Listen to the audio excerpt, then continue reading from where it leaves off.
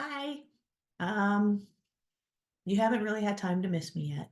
And I'm actually making this before I go to work today on Wednesday. So I'm even technically not even gone yet. But, trying to plan ahead. So whatever. You may or may not get distracted by whatever bird won't stop chirping, but that's not a bad thing. It's just, life. Uh, anyway, this is the first of the video lectures for week 4, and it is chapter 8, I believe. And so let's get started, shall we? Sure, let's. All righty. So here we go. And I forgot I wanted to hook this up so I can just hit these buttons down here and go forward. All right, so chapter 8, water and minerals. Oh my goodness, you have already heard me talk constantly about the importance of water. So, icebreaker, what is your beverage of choice? We know mine, it's either water or coffee. What does that beverage do to maintain your body's fluid balance? This, a world of good. Coffee, kind of the opposite. Just so you know, coffee's a diuretic, and so it actually throws you the other direction. So when you're drinking a bunch of coffee, you need to up your water game in order to keep it balanced. Most people, at least in the US, tend to go more for the carbonated beverages. Those aren't as helpful. All right, water, minerals, and body fluids. So we have heard me talk constantly about the importance of water. If this nutrition class is the first class you've ever had me for, you've already heard me talk about it. If you have had me for anything else ever, you have heard me nonstop talking about the importance of water. So going to point out the main thing here is 60% of an adult's body weight is water. I said that my youngest, well, in a previous class, I had said that my youngest used to say as a small child that humans are basically bags of water that are being controlled by bacteria using electricity. That's not wrong. That really is the bulk of who we are. The main point here, again, water. Where it says water balance and then it says hypothalamus and kidneys, I talked last week, or I should say this week, that the thirst center in your brain is located in the hypothalamus of your brain. And then your kidneys are needing to process it. If you are not taking in enough water, you are overtaxing your kidneys. This is why you will hear a lot of people talk about getting kidney stones when they were drinking too much soda or too much tea or too much, pretty much anything other than water, or just simply not drinking enough water. So if you don't want kidney stones, dude, water.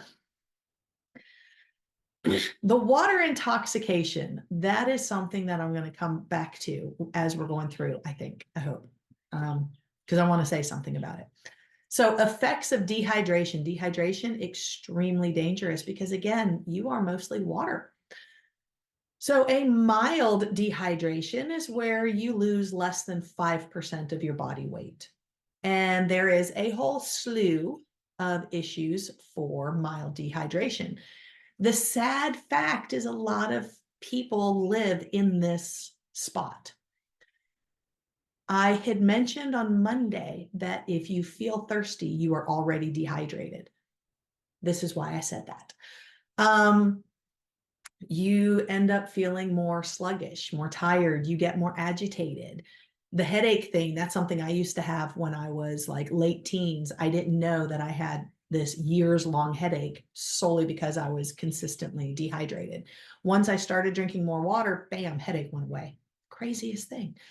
It can get pretty bad. If you've ever been told to keep an eye on the color of your urine, this is why. Because you should not be seeing a bunch of color in your urine. That's going to show you how dehydrated you could be. Not on this list, anxiety can go up.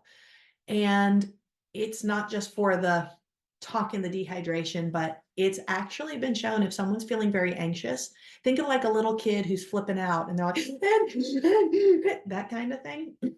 sit them down and give them a cold glass of water and have them sip on it. The cold actually helps settle it down, helps bring down the temperature, and actually can help level things off and can help calm them. So there you go. Why do you think in so many shows and movies, when someone's freaking out, they're like, here, drink some water? It literally helps. Water, dude, like the most important thing for you.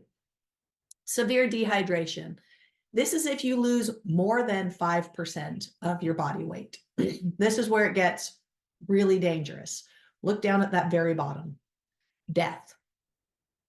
Can't really get more serious than death, right? Chronic low fluid intake. This is what a lot of people tend to live in, is where they just don't drink enough water every single day. Don't know if you put it together that this can lead to heart attacks and other blood pressure issues. But if you were listening when I was talking previously about the fact, that whole osmosis thing, that when you're not consuming enough water, it's your cells, your blood cells are trying to balance out. So it's pulling the water out of the cell, which then makes the blood thicker and harder to flow.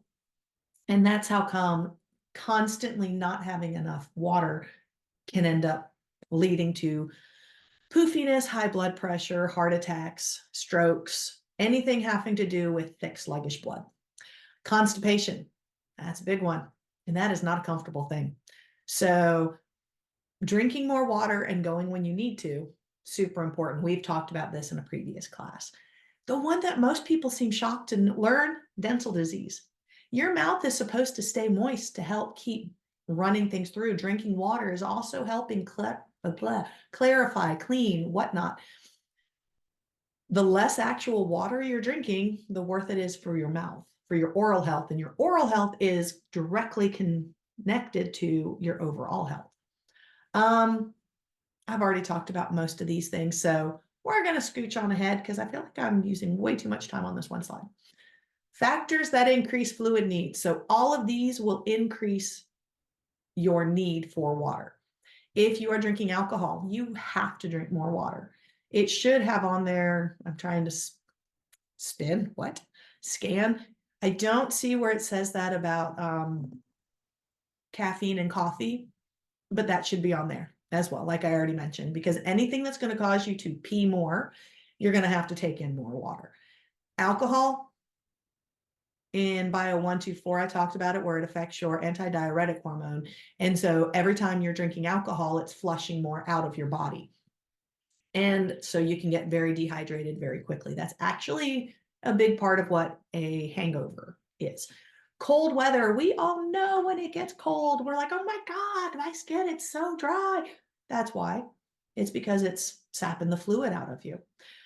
It doesn't say it on here, but I'm going to throw it out there. When you're around the ocean for any length of time, or like on a cruise, on a boat, anything like that, because again, it's osmosis at work. There's so much salt around you that it's like pulling it out of you.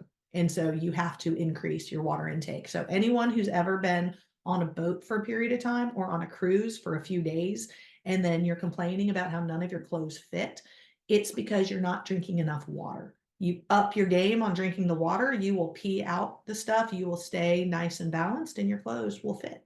So there you go. Anyway, high humidity, that's another big one. We've got anywhere where it's like fake air being pushed through. It should say forced air. You got a whole bunch of stuff here. You can read all these things. So here we go. Here is an activity. Jordan, who weighs 178 pounds, had a 5-pound fluid loss. What percentage of his body weight is this water loss? What is his hydration status?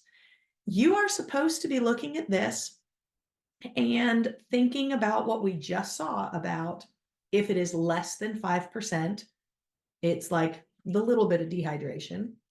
If it is greater than 5%, it's bad. So basically, you have to figure out what percent he has lost. And at this point, people are like, oh no, it's math. It's okay. It's easy math. I promise. Here you go. So all you do here is you take 5 pounds and divide it by 178 pounds. So 5 divided by 178. That gives you the 0.028. So to convert that to a percentage times 100, that gives you 2.8%. So this means he has lost 2.8% of his body weight. And that counts as mildly dehydrated. I think we're going to get to this, but since it's popped into my head, I'm going to tell you. This is one of the reasons why certain diets will show you that you have, I'm going back to that right here. I'm going back to this. Notice that under mild dehydration, the second thing is sudden weight loss. A lot of those fad diets where it's like, do this, you're going to do this liver cleanse, you're going to drink all this crap, not actually eat anything properly, and you have to do this exact thing, or you only consume this, you're going to lose X number of pounds within the first week. Dude, a lot of times what you're losing is putting you in the mild to severe dehydration range. You will lose all this weight and people will tell you it's just water weight. And you're like, oh, I'm getting rid of the excess water. No, you're not. A lot of times, if you are not upping your game on it, just drinking the proper amount of water, you might be doing some seriously permanent damage. Other times, and I go back to the liver cleanse where you're drinking a lot of stuff, a lot of times they're having you do this and then you're following it up with a lot of water. The liver cleanse, and yes, I'm going to do this every time because, dude, your liver's job is to clean your body. You do not have to clean your liver, not unless a medical professional says, hey, your liver's shutting down. We have done this test and it's showing it's overtaxed. At which point you're not going to be cleaning your liver. You're going to be changing your flipping diet. Just going to throw that out there. This is really a pet peeve of mine, all these ridiculous things. Trust me, your body knows what it's supposed to do. You just need to start paying attention to actual health and stop looking for instant crap. But anyway, a lot of these things, all they're doing is increasing how much water you are consuming to help flush your excess crap out. So you're getting balanced. But if you don't stay drinking the amount of water you're supposed to be drinking, that's going to come right back up. The number one important thing is to be drinking the amount of water you need to drink. And I'm going to come back to that. Don't let me forget. Like, you can remind me, but I'm going to do this, try to remember. So body fluids and minerals, this is what I was already talking about. This is where it's trying to stay balanced. And if you are drinking the proper amount of water, it's all doing everything properly. It's nice and balanced. Huge thing about our cells is they work on a sodium potassium pump. This is actually what a lot of our medications are based on. So whenever it's out of whack, even our medications are not going to work properly. But the trick is some of our medications will skew this. And so if you would actually read that piece of paper that comes with your medication, some of them will tell you you need to take it with a full glass of water. They don't mean a shot glass. Typically, when they say a glass of water, they're meaning a fluid cup. They're meaning 8 ounces. If it says take with a full glass of water, seriously, make sure you are drinking plenty of water. Water. Do not take your meds with a cup of coffee. Do not take your meds with a cup of orange juice. Take it with water. There is a very good reason, and that's because we don't want all the added things in there. Okay, there you go. Move on. Osmosis, literally what we've covered in Bio 1, 2, 3. And for those of you who haven't had Bio 1, 2, 3, osmosis. What it means is our body needs desperately to keep it balanced. And so what happens is to keep it level, let's see, will the cursor show up? Yeah. So right here, you have the same amount of water and we'll just say particles. I'll say salt. Yeah, it doesn't say it.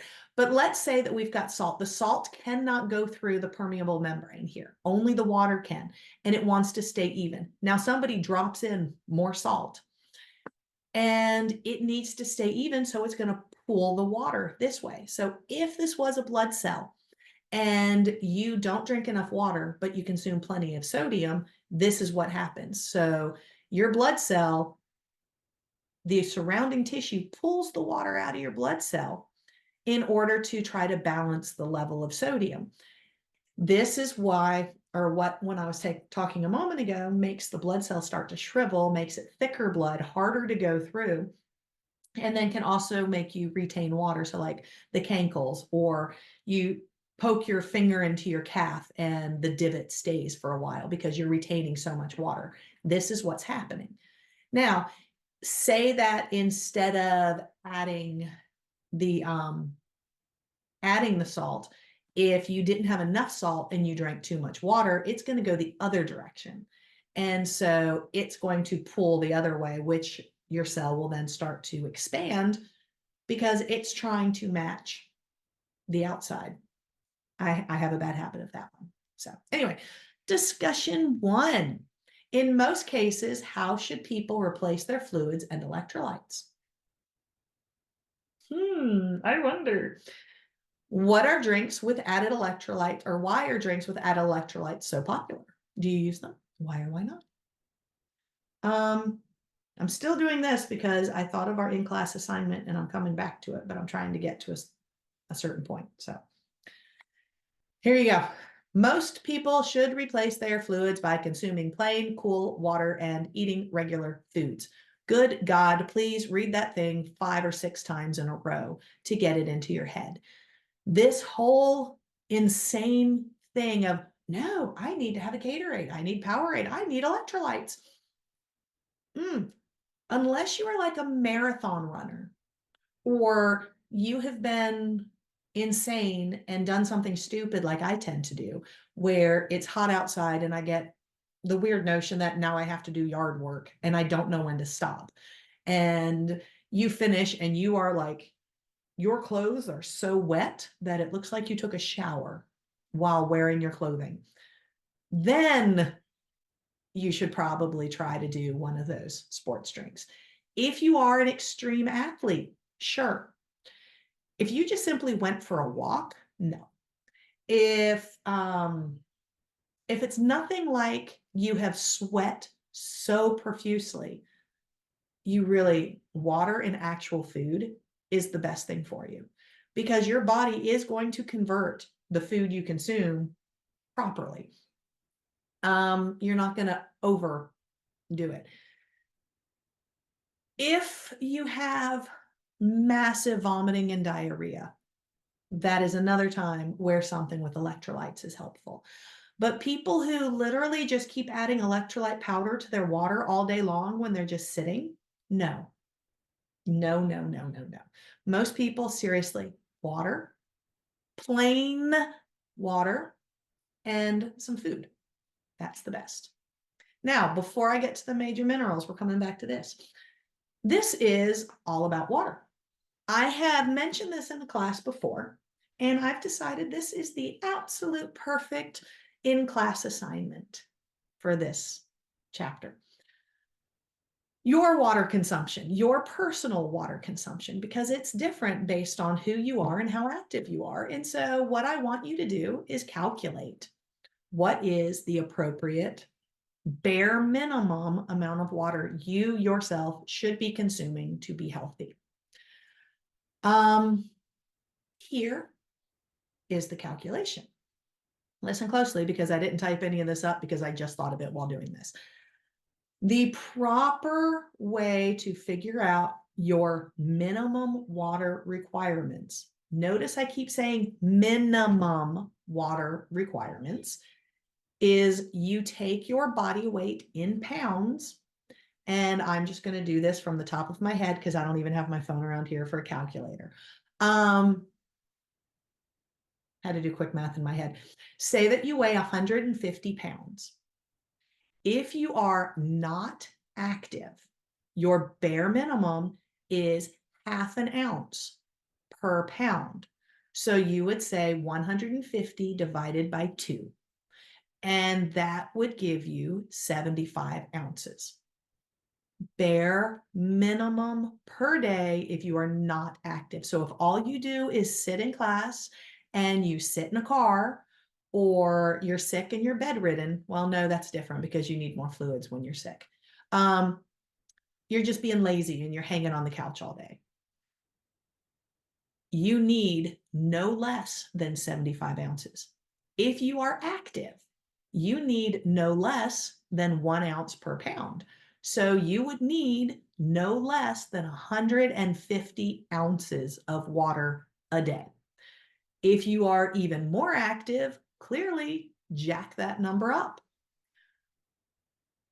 So take your weight and your activity level and calculate how much water you need to consume every day at the bare minimum. And yes, I keep stressing bare minimum because for some reason, people have the hardest time actually reaching that. So your in-class assignment is to calculate how much water you should be drinking at least, the at least amount of water every day, and tell me. And then just for fun, I say start trying to do that. Keep track of it. See if it helps anything, because it will, I promise. Now, I had hoped while we were going through the water part, it was going to come back to that. I already forgot the phrase, but basically the overwater. A lot of people have this insane thought that you can have too much water. Not typically. The overhydration thing is not real for real world stuff. I will give you 2 examples where it is an issue. But for a normal person, a normal day, in charge of all their own stuff, you cannot overhydrate. You can't. Yeah, you just can't. I don't even have any more to add to that. You just can't. The only times there have been issues with overhydration, stupid things, like the same people who were eating Tide Pods, where they challenged somebody to drink, X amount of water in under 5 minutes. Yeah, that's stupid. Yes, that can hurt you. Yes, that can kill you. Don't be a flippin' idiot. The other one are bedridden people in the hospital where they're already hooked up on an IV of fluids. If somebody is already hooked up to an IV for fluids and they drink a whole bunch of water on top of it, then they can overhydrate. Those are the 2 cases. Somebody who is just picking up a water bottle and drinking it throughout the day, somebody who is saying, hey, I weigh 150 pounds, I'm going to drink 175 ounces of water today. That's not overhydration. That's not. So as soon as you start working on trying to drink enough water to see how it actually helps you, and somebody around you says, oh, you have to be careful about overhydration, you can do just as much damage by drinking too much water. Dude, I hesitate to say smack them upside the head, but please educate them, because I don't know who came up with this, but they are the reason, and people who make these comments are the reason we have a lot of people who are stuck in chronic dehydration. It's one of the reasons we have a lot of people who are geriatric, like old people who are not drinking enough water, who are shutting down and their brain is shutting off because they're in chronic dehydration mode.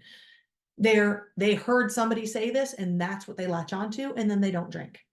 It's also why we're setting up our entire next generation. Our children, our teenagers barely drink water, and they'll tell you that they can get, overhydrated. And so that's why I'm drinking this instead. No, we are breaking humanity with this idiocy. So when you hear somebody say that, seriously, smack them, educate them, throw a bucket of water over them. I don't care. Well, the first and the last you probably shouldn't do, because that would be assault. So don't do that, but educate them. Okay. And do not be one of those people. I feel like saying, welcome to my TED Talk. Clearly, hydration is a big thing for me. All right. The major minerals. Calcium. We all know we need calcium. I think pretty much everybody knows strong bones, calcium, but it's more than that. It also helps with your blood pressure. It helps with your blood clotting. It helps for the muscle contractions. It does so much stuff. It is extremely important. And so if you are calcium deficient, you're going to have a lot of issues. But wait, there's more. You can also have too much calcium. If you have too much calcium, that can mess everything up. Too high of a calcium can keep your body from actually absorbing the other minerals your body needs. It can also increase your risk of kidney stones. So take a look at the daily recommended intake. That's what the DRI stands for. And from here on, I'm just going to say DRI and hope you remember. And then the tolerable upper intake level. So you are supposed to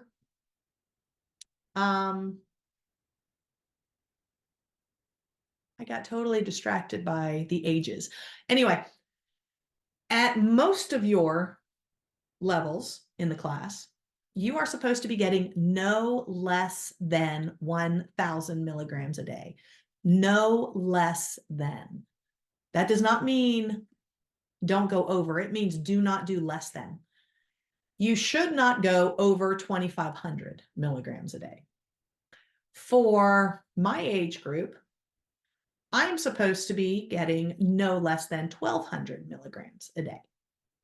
So one of the huge terrifying things about calcium is if you overdo it, it can actually start to leach the extra calcium out of your bones because it's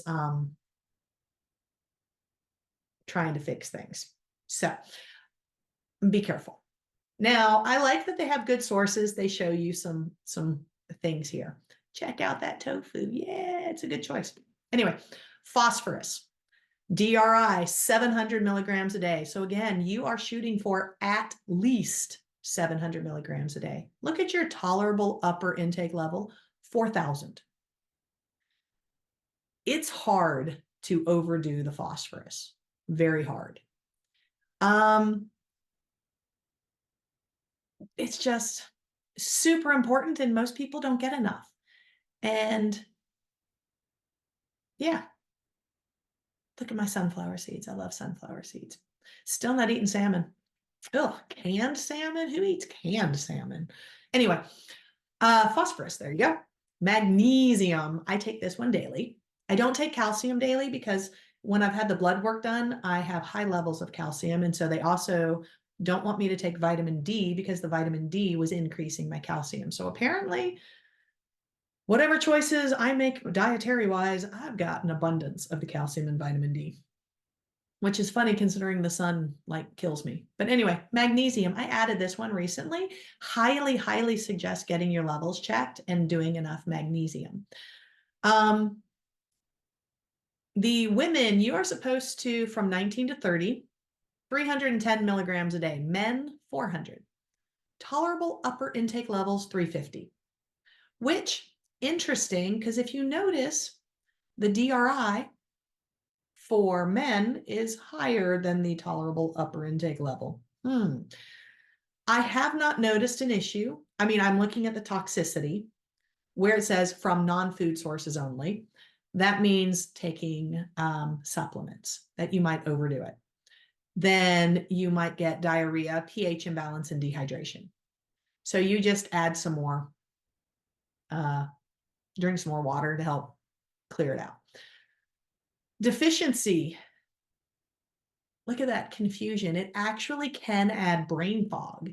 It also has been shown, it's not on here. I'm looking at the chief functions real quick. Yeah, it doesn't show it there, but it has also been shown to help with sleep. That is why I added it. And check out those black beans. Black beans are good. Spinach, good. Spinach is one of the best things for you. Not even gonna lie, that whole Popeye the Sailor Man eating the spinach. No, I can't attest for canned spinach versus fresh and frozen. But anyway, spinach it has so many good things for you. It's also one of the best things for your eyes, just so you know. Sodium. Oh, here's one of the bad things. You need sodium, so do not cut all your sodium out. If you cut all your sodium out of your body, then it's going to do what I was talking about before, the issue I have, and I did not cut sodium. It's just my body processes in an interesting fashion. If you cut too much sodium out, then your cells, your blood cells are going to be pulling the water from the surrounding tissue, and then the blood cells are going to swell until they pop. I highlighted this part for the dietary guidelines so you can start paying attention to this in your own diet.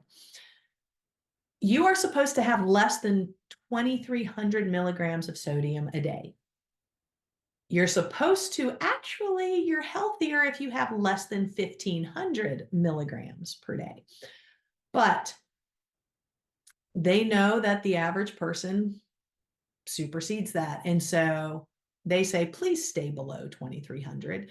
If you really want to be healthier, though, seriously, keep an eye on your sodium intake and try to keep it 1,500 or less, or right around 1,500. There is actually a calculation you can do for your body. CDRR, I don't know if anyone remembers about this one, but this has to do with the best benefits to keep certain diseases and issues low, like cardiovascular disease and stuff like that. And this one again, 2,300. If you're trying to keep a healthier body, healthier, like keep your heart working better and everything working better, you really, really, really need to keep it below 2,300.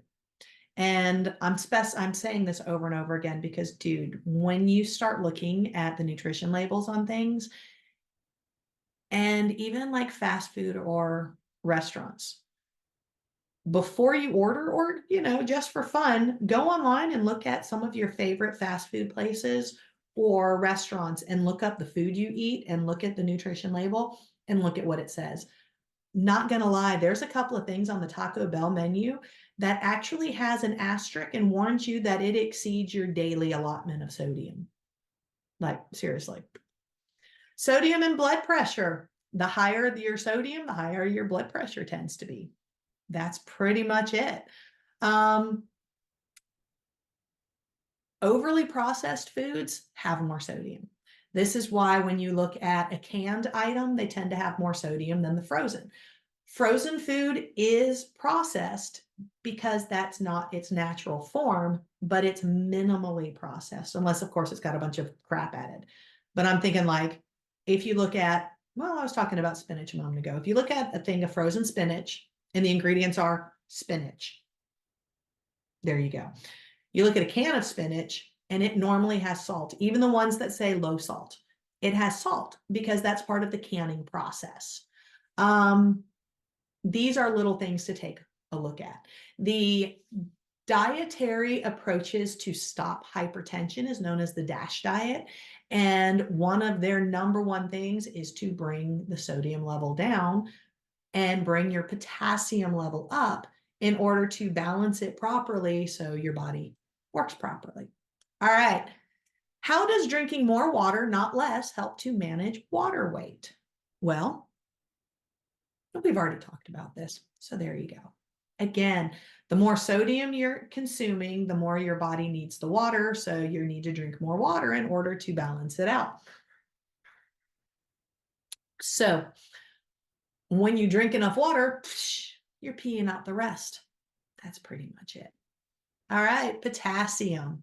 I feel like this has gone on forever and I'm like so done with talking, but I just glanced and I'm like, oh no, I'm like halfway done, a little more than halfway done, but that's because I have some info for you at the end. So here we go. Potassium. We need a lot of potassium.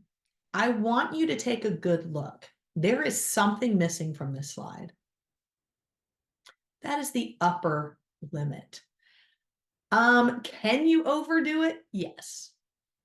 Typically, that's going to be because you're taking a potassium supplement.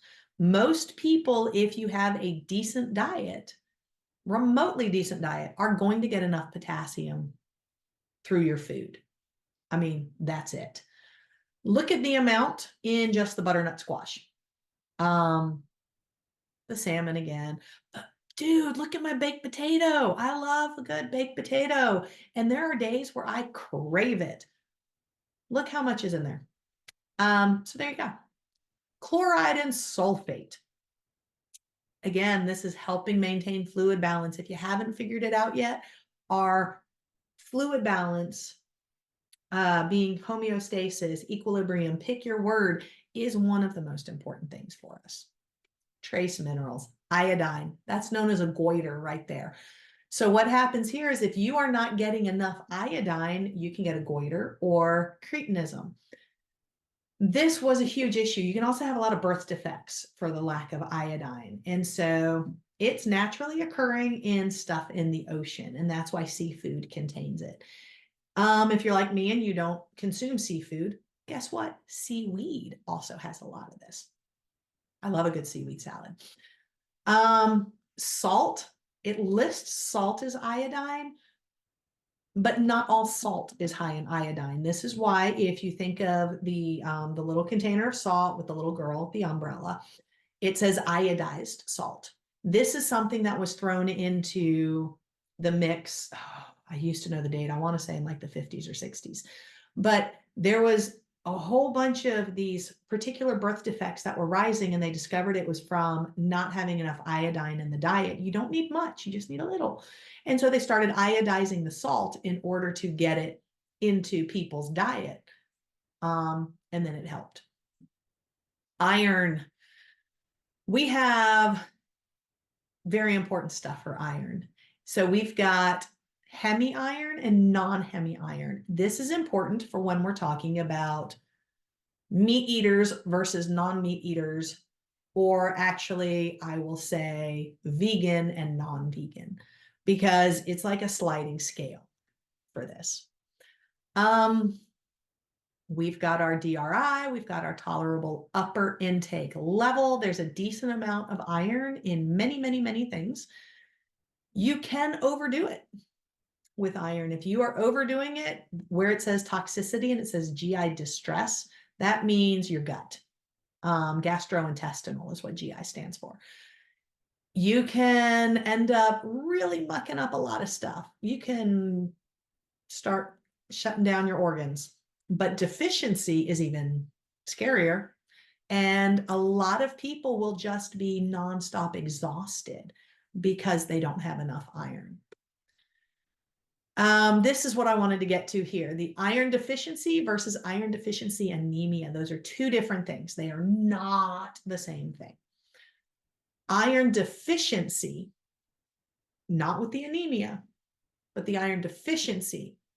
The fatigue, apathy, mental impairments, tendency to feel cold. So if you're like always cold, sometimes that is an iron deficiency. Pica, that's the interesting one. This is the one that I find so fascinating.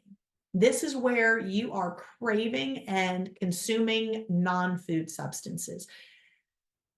If you're pregnant and you're like craving dirt or a stick, that would count. But this big one, this happens to a lot of people, and they don't realize this is a sign, a warning sign of an iron deficiency. Eating ice. I don't mean you're finishing a drink and you accidentally get some ice in your mouth and so you chew it a little bit. I'm talking the people who get a cup of ice and literally keep eating ice. That is a red flag for iron deficiency. It's not that it's bad for you, although some dentists will tell you if you're doing the entire ice cubes, it's too much for your teeth. If you crave chewing ice, get your iron checked. Okay. All right. Destiny is a 22-year-old vegan college student. What is her RDA for iron each day? Vegan. Here you go. So she has a slightly higher need for iron solely because the hemi-iron is easier for the body to absorb. Hemi-iron is what's found in animal products because that's what's in the blood. That's what gets stored in the muscles. When you're eating meat, you are literally eating the muscle of an animal. So that is where you will find the hemi-iron. Non-hemi-iron is what is in the plant product, and it is not as easily absorbed. So the body is still going to absorb it, but it takes more effort. And so you need to add some more in there. So there you go. Zinc.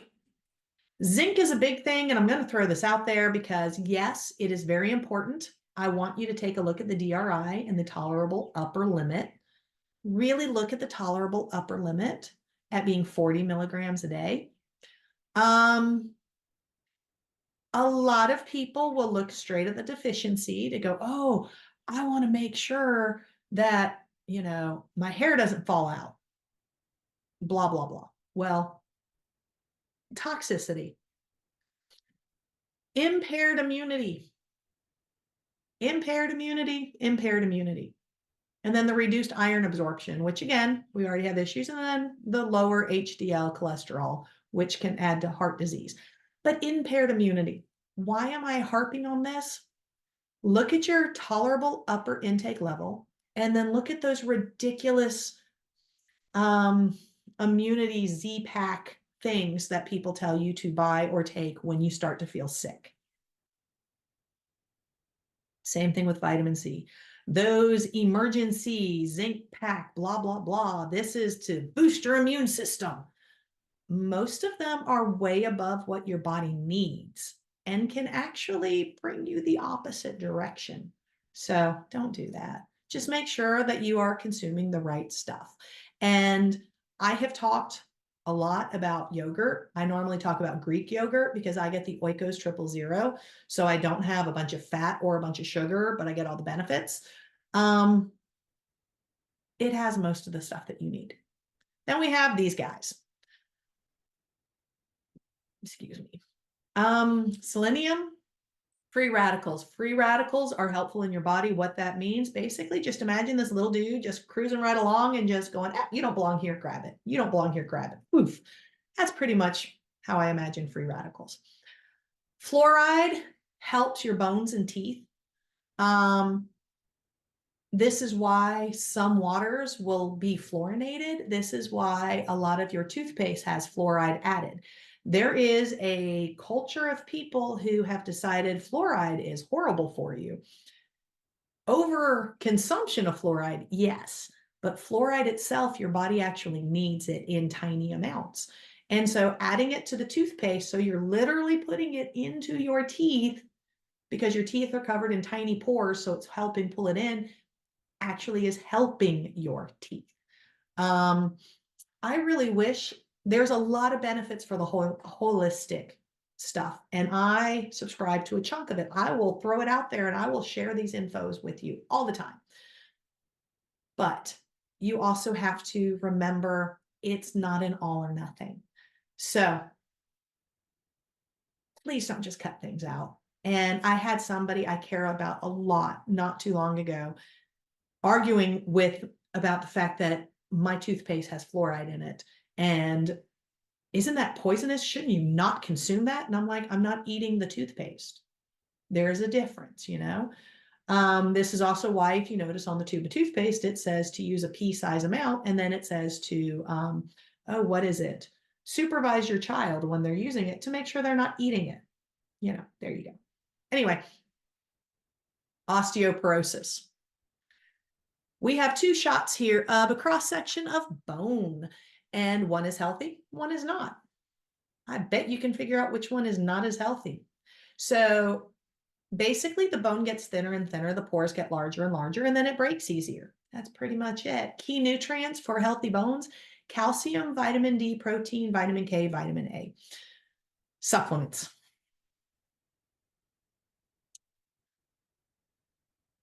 Yeah, I'm taking some of these. Interestingly enough, the only one I tend to normally need help with is protein. My diet seems to be really high in everything else, so that's good. Risk factors for osteoporosis. What is non-modifiable? You can't change whether or not you're male or female. Females tend to have a higher risk of osteoporosis.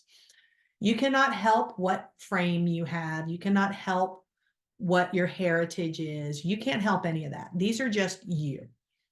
But modifiable, you can totally adjust. So people who are constantly sitting and not moving much, the longer you are stationary, the more bone density you're losing. Part of why I'm so flipping going crazy about being still for a couple of weeks. My bone density, dang, my bone density is pretty flipping good. We know this because I don't sit still. But and yes, I'm going to be like doing this and leg lifts and stuff in the bed. You need to make sure you have a healthy diet. You need to make sure you have enough calcium and vitamin D. If you have too much protein or too much caffeine, that is not good for your bones. But after surgery and after a bone break, you have to increase the amount of protein because the protein, as we've discussed, breaks down into the little parts in order to help rebuild muscle, rebuild bones, all that kind of stuff. Smoking. That will leach the stuff out of your bones. If you smoke, you're going to be weakening your bones. That's it. Alcohol abuse as well. If you're too fat or too skinny, that's not good for your bones either. And then, of course, certain medications, and notice the diet low in fruit and vegetables.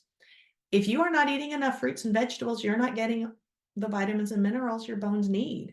So those people who eat almost all meat and then maybe some potatoes, but all their food looks brown, that is really bad for your bone health.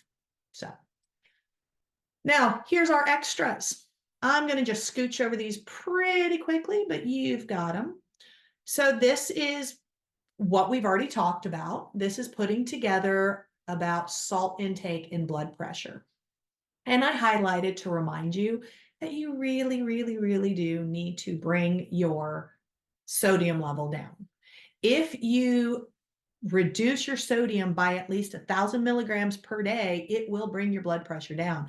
That's even if you're not getting below the golden term of 1,500. But if you currently consume, say, 4,000 milligrams of sodium every day, if you bring it down to 3,000 milligrams, that's still over what you should, but you're making an improvement and you will see benefits. Then we have about protein intake, low and high on bone health. Well, we literally just talked about this. So if you don't have enough protein, that's going to starve your bones. If you have too much protein, it's going to be too much. And then that's actually also going to start adding fat. So learning the proper amount of protein, which we covered previously. And I will tell you, this is the part that's got me stressed out, because the amount of protein I'm supposed to consume for while I'm healing after surgery. I looked it up and I did the calculations, and wow, it's a lot. And so I'm actually going to have my own little diary where I'm calculating it, where I'm writing down everything I consume, because I want to make sure I'm hitting enough protein to help rebuild and heal. Iron deficiency and iron deficiency anemia. Again, not the same thing.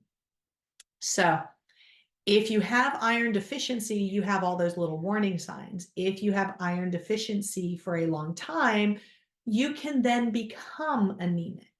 So you can be iron deficient without being anemic.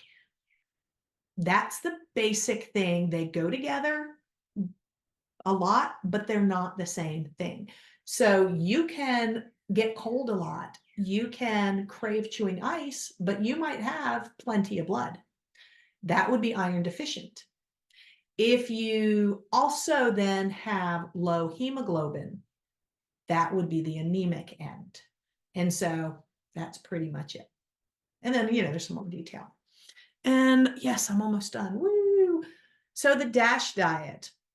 This is just pointing out the things that are better for you, and how to bring hypertension down, because this is a huge issue in this country for a lot of areas, but definitely for the US. We are such an unhealthy nation.